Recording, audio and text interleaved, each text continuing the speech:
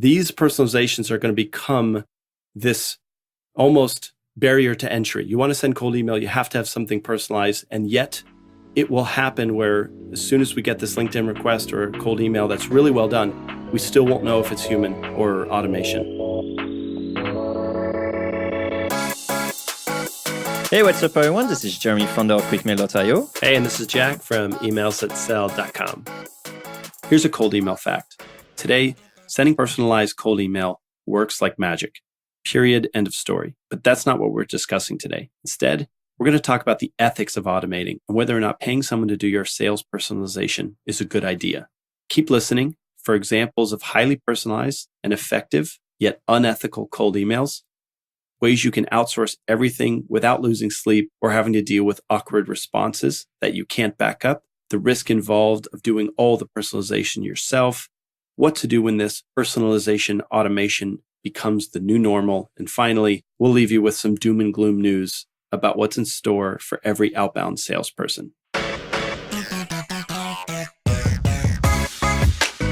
All right, Jack, what are we going to talk about today? We're going to get ethical here and discuss the ethics of outsourcing, of automation, of sending cold emails that you don't really send. But can you explain us exactly how the ethic is coming into that? Yeah, so it all starts with two very exciting terms within cold email.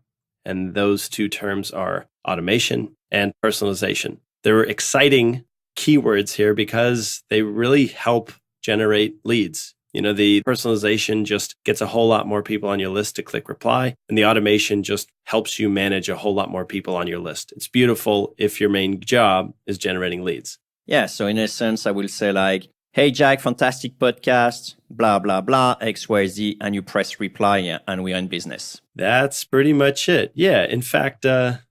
But I didn't listen to any episode of your podcast.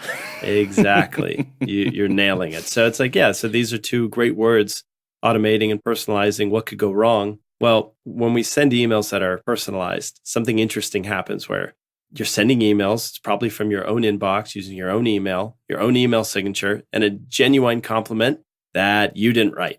So therefore, I'm thinking there's an ethic discussion that needs to happen because it's so relevant for cold email today. Yeah, plus you probably didn't even send it. You used QuickMail to send it. Look at that. You're not even pressing send. So we got to talk about this because I'm hoping I'm not the only one. All right. Let's talk about it. Who is thinking about, if I just sent this cold email, is that cool? Did I do something a little bit gray hat here or not? Or am I just doing a very good job? No, that's a great question, especially when people are trying to really optimize and really see that as a game and number and things like that. It's very easy to forget this sort of like human aspect and everything around that is ethical or not kind of thing. Yeah. All right. So who wants to get a first dive at answering the question? Yeah. All right. So I'll start. I'm going to lay out a couple of examples of what I'm talking about here when I say potentially unethical personalization. So let's put you in the hot seat for a moment. Let's say I'm trying to get your reply, Jeremy. Okay. What if I had my VA, carefully trained in order to write custom sentences like such? Hey, Jeremy, really impressed with your story on how you built QuickMail without a list, partnership, or any funding. Okay, that feels good. What about a couple more? Hey, Jeremy, huge fan of QuickMail and your mission to make it easier to generate leads.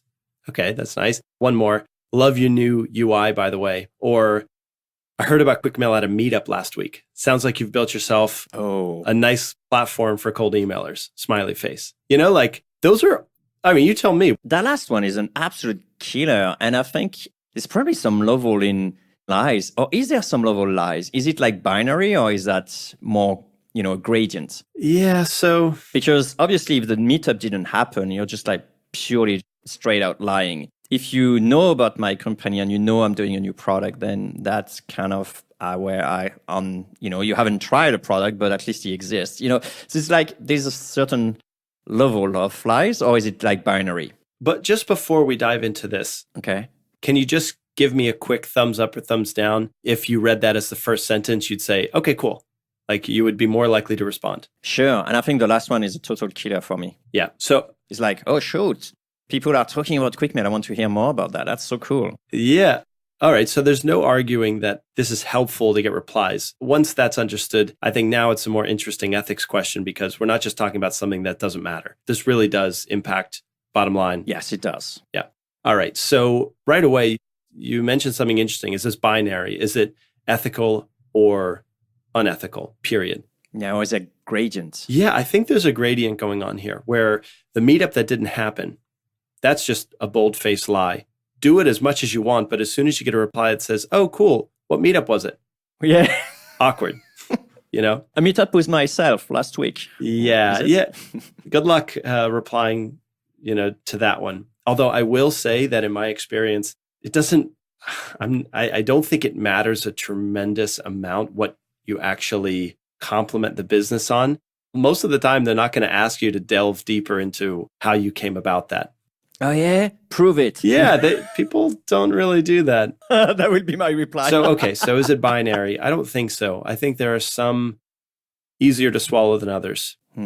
But let's say we can do better than just making up a lie that we heard about QuickMail from a meetup. That's an example of something that I'm not okay with. That's just false. Yep. So luckily, there's still a whole lot more options to choose from, even if you're outsourcing, that I think are more ethical. But it's interesting that you said that the meetup sentence was more powerful, more convincing than all the others I mentioned, right? Yeah. So I think the takeaway here is the more extraordinary the compliment, the more effective, like what are the chances you went to meetup and talked about QuickMail? That would be really cool. Something more general, easier to replicate from other companies, maybe not as much power there, but probably still effective. Would you agree? I think that different people may actually react differently to this one. Like for some people, it's like, yeah, you went to a meetup and you heard about my company. So what? For me, it's probably an emotional connection because it's my own company. So there's that. And I also love to network with people, especially other founders. So I'm kind of super cool with that. It's like, oh, cool. It's a great conversation starter, which at the end of the day, that's what this email was trading on. It's like, it's an open conversation. It's a conversation starter. Just happened to start the conversation in that meetup a few days before, and it just want to include me in this conversation. That's pretty cool. Yeah. But it may not matter as much for other people. True. And I'd be super curious as to what the next line is in a cold email. But it may be very, very, very relevant in a sense like, hey, I heard about QuickMail, from someone else in that meetup. He mentioned that you guys were growing. Do you happen to need to, hire any developer by any chance? That's fantastic, opener, very casual, cold email, very brilliant one. But yeah, like we just mentioned, it may not resonate with everyone. Okay, fair enough. But let's get sort of black and white here. If I didn't go to that meetup, okay, and it was my job to get a response from you, to get a conversation started with you, and I ended up using this, hey, I heard about QuickMail at Tech Meetup in Austin last week. Is that just flat out unethical? We're going to recommend not doing things like this. I definitely wouldn't do that. Yeah, I agree. And I guess at some point, it's also how much you're comfortable with doing things. Some people are more comfortable than others when it comes to gray, but, it's just a flat lie, and that's not a relationship I want to build with people. I think I do see myself having some kind of integrity, so to some extent. So I think that will go not the direction I want, for sure. Okay. So let's say that we're both SDRs, and we've been given a list of companies that we need to start sales conversations with. What can we use, even if we're not actually the ones sending the email? We're talking about like outsourcing automation here. What if, let's say, the VP sales has a couple SDRs that are sending emails on their behalf? What could this SDR actually say in a nice compliment that we would consider ethical and have it still be effective? That's a fair point. I think one of the things I will consider is I will still be in control probably of the research. I would, even if this is a virtual assistant or even if I'm doing it myself, I will still have, I'm not grabbing like all the emails on the internet. I have a sort of criteria that, I'm targeting some companies because of X. I could add another criteria, which is Z, for example, and that Z is something that I could personalize on. Okay. Right? So that could be those companies at receive an award, for example. And then I will say like, hey, congrats on receiving that award. Mm-hmm. It's obviously clear because that was my search. So I will feel more comfortable with that. But I see where you're going with it. Sort of apply a complement, a personalization that applies to everyone in your small group. And that's cool. That's right. So it's like generalization of personalization at this stage, right? So that's like gradient number one, like stage one. Okay.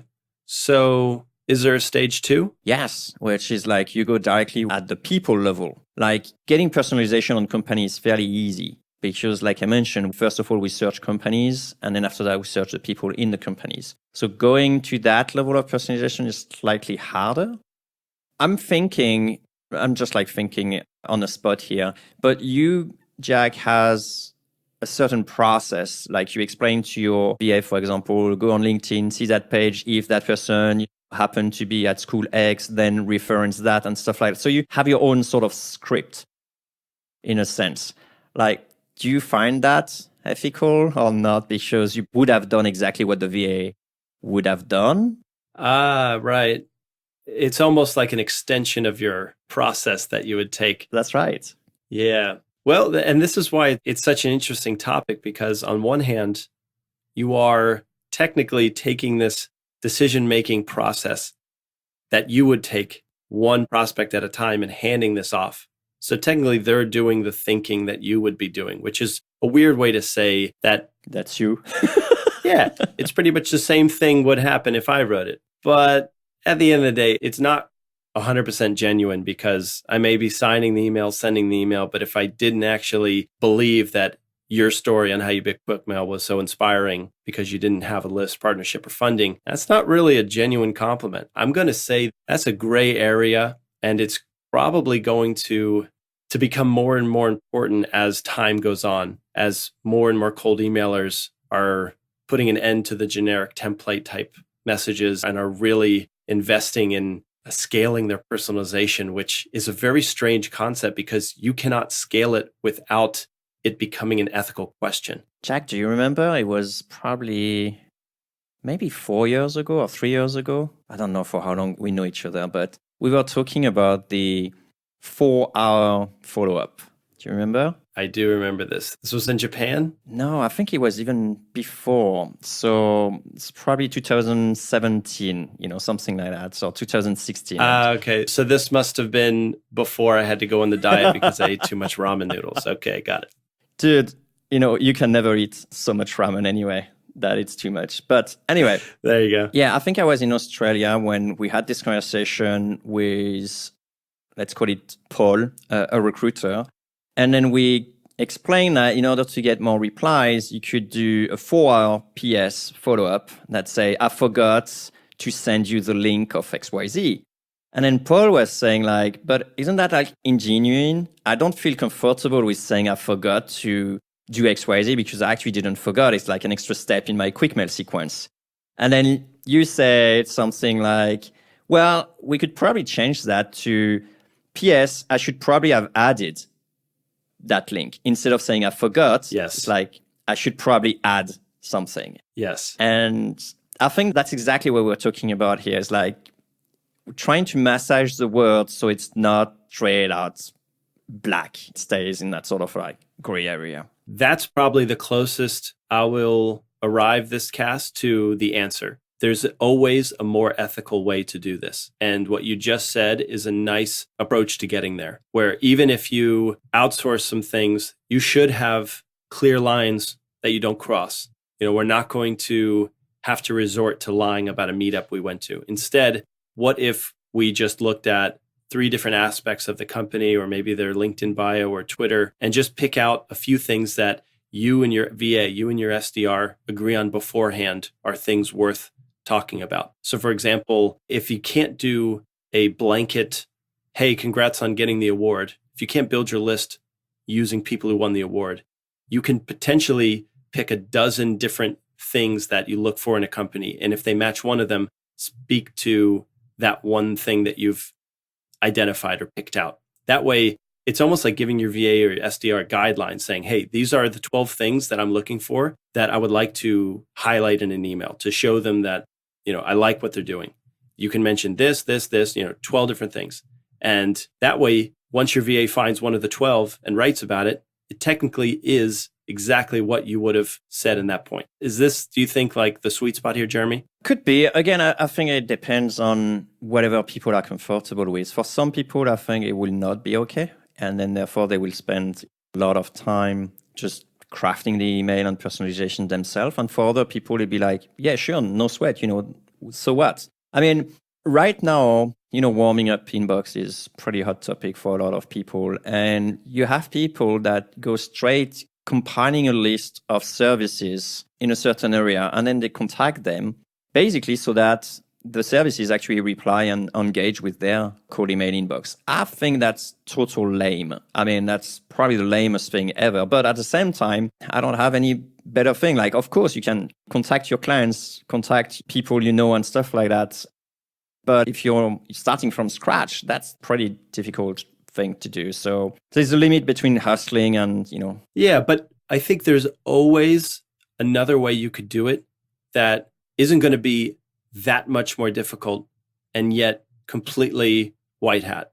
So for example, for anyone listening who has taken this approach of contacting companies, asking for pricing in order to warm up an inbox, I think, why not just head over to LinkedIn and just download all of the contacts that you've already made there? It's going to come with their email addresses, and you're going to have a list of several hundred people that you know on LinkedIn. And I think that doesn't work anymore, Jack. No, it does. It does. Do you still receive the email? I think people were complaining in a Facebook group that now when you download from LinkedIn, you don't get the email anymore. So the way I've been doing it is like just visit contacts, and on the contact information. Oh, you've done it with scraping the website, which is like against German policy? No, I'm talking, you can do this manually. You're okay with that? You're comfortable with that, Jack? Look, you're listening, you want the details. If it doesn't happen in an export, that's fine. Just either manually to do it totally white hat, just go to your first degree connection, click on their contact info, and unless the user has specifically said, I don't want my email shared with first degree contacts, which 99% of people don't bother with, you'll have the email there. So what I'm saying is, like, this is a method that to me requires a little bit less effort because you don't have to go using an email finding tool. You just, can get a couple hundred emails from people you already know on LinkedIn. And what can we say? We might say, hey, I know we're connected on LinkedIn, but it's been a long time. Probably haven't been using the site as best as I can. Do you mind if we sort of share some cool articles every now and then? Yeah, or can you update me on your current situation?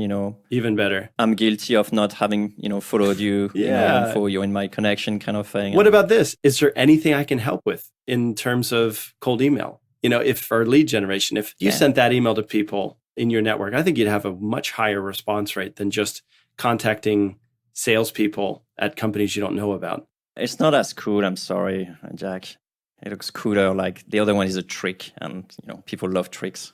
That is true, but what's the point? The point is you don't have to resort to what we might call lame, black hat, pretty much unethical strategies to either warm up or do outreach. There's always going to be something else.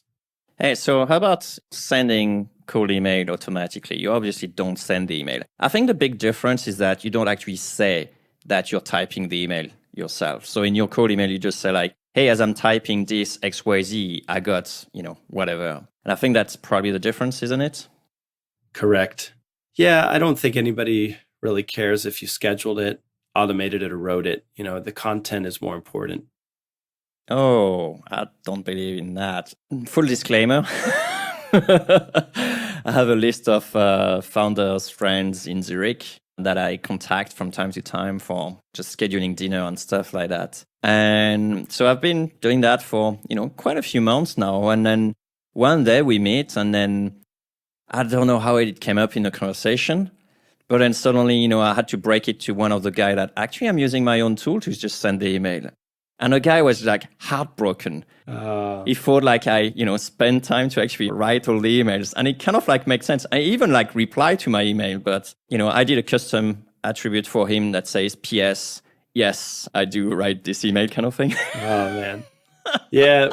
We've had that happen on the show where guests have come on because we cold emailed them. Ah, true. And they thought we actually just did a one-on-one outreach. And Yeah, it doesn't feel that cool. But on the other hand, I secretly pat myself on the back for sending a good cold email. It's a little twisted, but what can you do? This is the world we live in. Okay, so Let me throw something else at you, Jack, if you're up for it. let's try. First, I'm going to tell you a small story. One of my business mentor was also doing cold outreach at the time. And now we're talking like probably 5 years, 6 years ago. And so he was like asking an Indian person to just scrape a website for email. And then he was just like sending the emails automated. And at some point, one guy just replied like, hey, how did you get my contact details? And then my business mentor just replied, in an email, say like, hey, I hired like a $4 an hour Indian to actually scrape a website. And that's how I got your email. And then the guy replied like, so cool. Wow, amazing. And so from that point on, they actually started, opening a relationship, and they ended up being partner for the next business. So No it was way. pretty cool. Wow. Yeah. Wow. So my point is like, sometimes when you as a person feels uncomfortable, just come out. Just say it like straight out. Just like, do you think instead of saying like, hey, really love your job and stuff like that, just say like, hey, my VA thought that XYZ, or even better, you actually have your VA sending the email saying like, my CEO wanted me to reach, companies like yours, big shows, XYZ, PS, really love XYZ, stuff like that. So there's always sort of like way to do that. Have you tried to sort of try a truth? Call it out.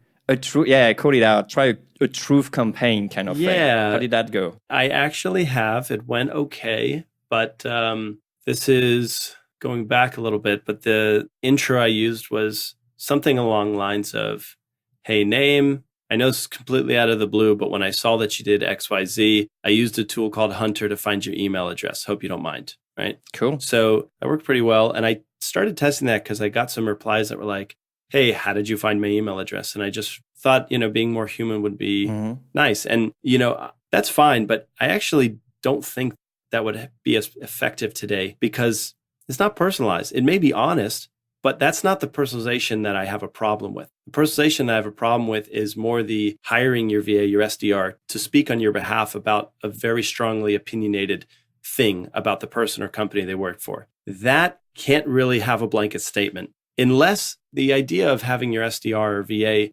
sending the emails for you is interesting, where they're actually signing, hey, this is from, Mike or whatever your VA's name is, that could work. Yep. I'm not sure, like, let's say you're an SDR and that's you. Like, let's say you're actually sending the emails for yourself. Obviously, there's no problems there, right? Yep.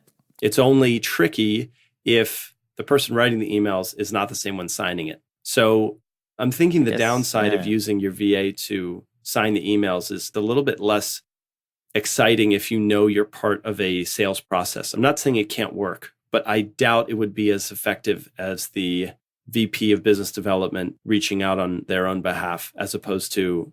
You could just put, BizDev. I did receive quite a few, cold email from BizDevs, and I could always be something... Like, for example, we're still talking about automation. You could still do a CC in QuickMail, for example. And I had that as well. It's like a BizDev reaching out and then I'm CCing my CEO, for example, or I'm CCing, my CTO or whoever is actually an interesting third party. I think we even use that for the podcast. I say I'm CCing my co-host, Jack, and then I put you as CC. Do you remember that? I do. Yeah, that was pretty cool. So is there any other downside is there any downside to this period? Maybe the question should be, have your SDR or VA send the emails if you wanted to be as ethical as possible.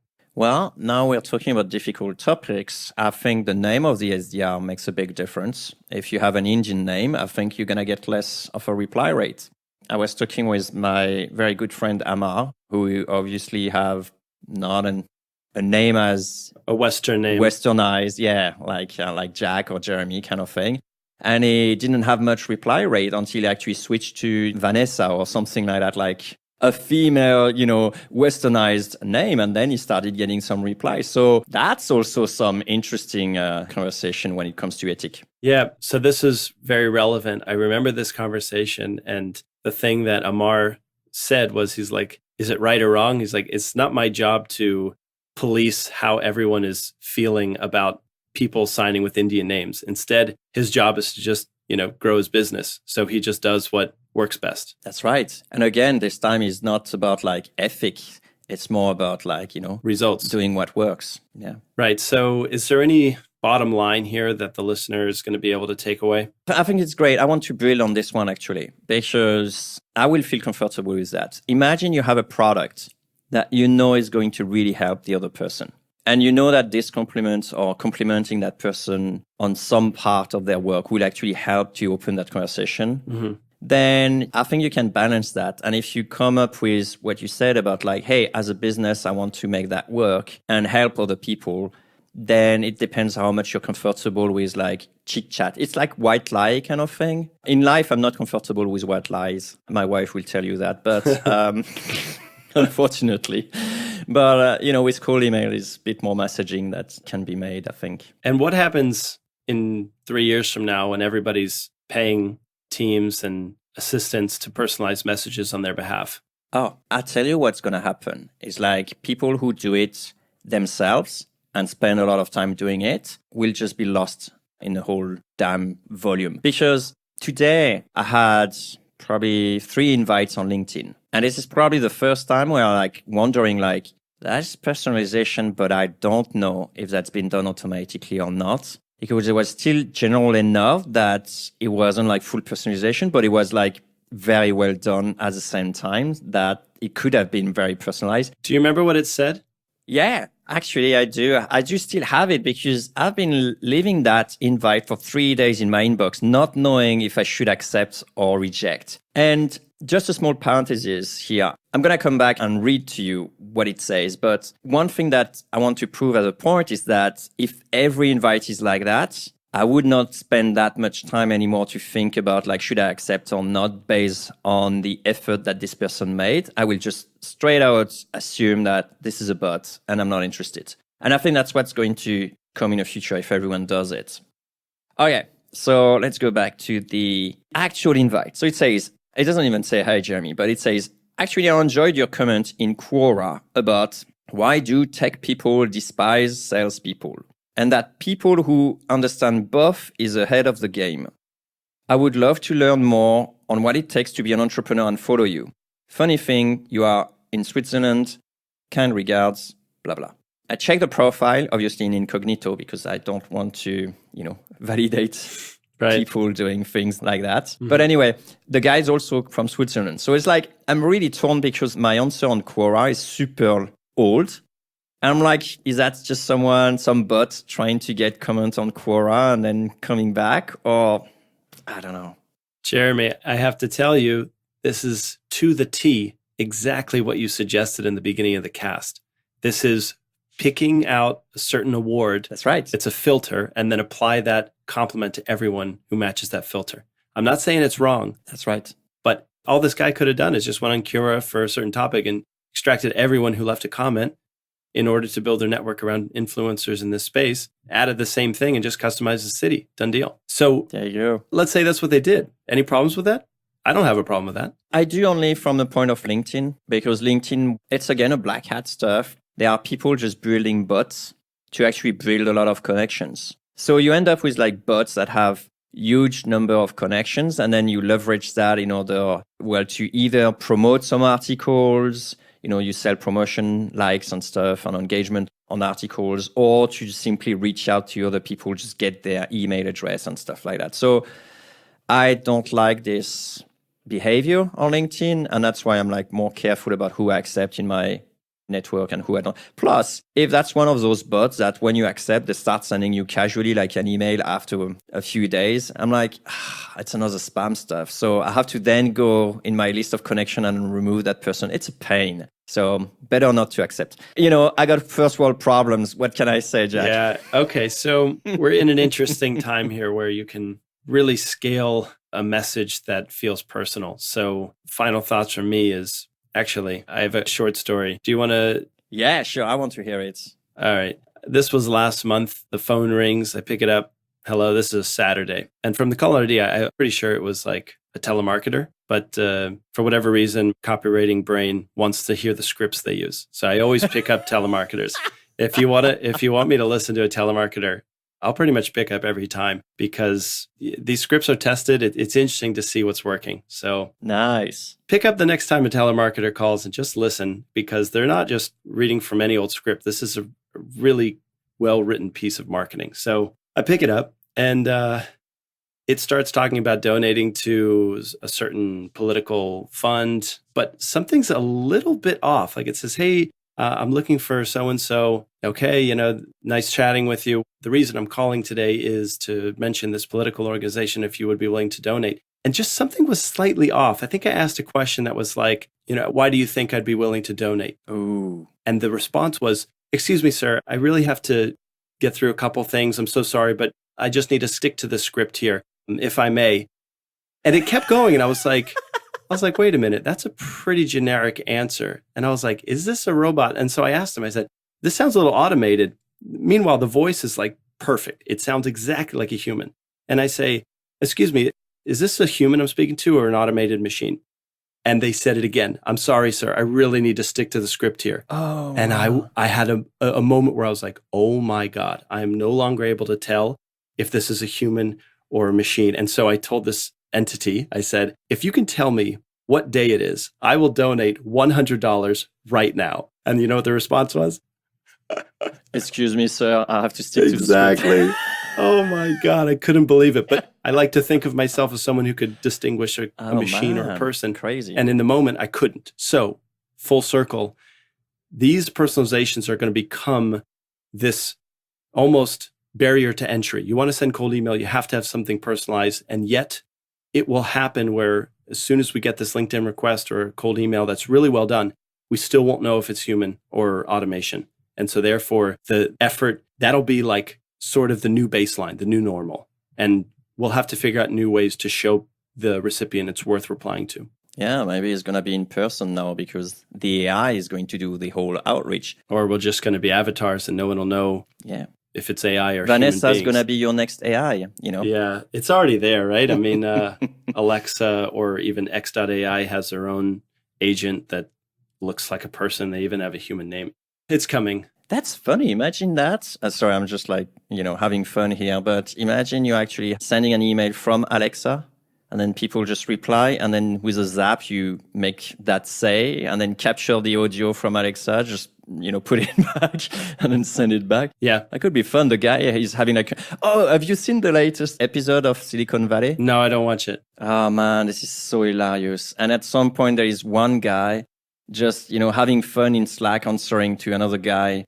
And then suddenly you see that guy is at the coffee machine and he keeps on adding some comment. And then the guy just reply. And he's just like, and it actually is just an AI. He's been conversing for the whole day with. So that's going to happen, man. It's going to happen. That's happening. And I'll just say, do this now because in 2 years, year and a half, who knows if it'll still work or what the next new thing is. But right now, it certainly is personalization. I think the next teardown we do, I'll get to share a nice well-personalized message that I received. Although I won't say right now if it was automated or not. I'll leave that for the cast. So final comments is that ethical or not, it's not a question. It's going to come anyway. So either you do it now or you don't. Yeah. So, okay, maybe. But for me, I'm thinking there's a better way to do it and a worse way to do it. Always lean to the better way when you can. It may not help your reply rate, but it will certainly assist and filter out the number of awkward responses you get. Like, oh, great. What was the meetup that you were at? You want to limit that. You want to be a good marketer, good salesperson. So just lean towards the more ethical options that we all have as cold emailers. Yeah. And at the end of the day, the conversation doesn't stop at the first reply. So it's good if it starts on a good foot, basically. Great cast, Jeremy. Thanks for exploring this ethic discussion with me. Yeah, it was a difficult one. Thanks, Jack. All right. See ya. Bye. Unfortunately, when it comes to ethics, there is no black and white set of rules to guide you, but your own conscience. I do hope we gave you enough materials to help you think through different scenarios so you can sleep at night while not feeling like a total imposter. Here are some things to consider. Number 1. There is always a more ethical way to do the same things. Number 2, consider changing perspective so it's signed by the person doing the actual customization. Number 3, assign rules that your team can follow to stay within your ethical boundaries. And number 4, proofread everything before it goes out to ensure you approved everything you send. Have a different opinion? Why don't you shoot us an email? podcast@quickmail.io. Hey, cold emailer. Yeah, you. If you got some value from this episode, give us a high vibe by sharing a 2-sentence review on iTunes. Or Stitcher, or TuneIn, that works too. It's a quick way to help other growth-minded folks like us find this podcast so they can send awesome emails and make everyone's inbox a better place. Thanks.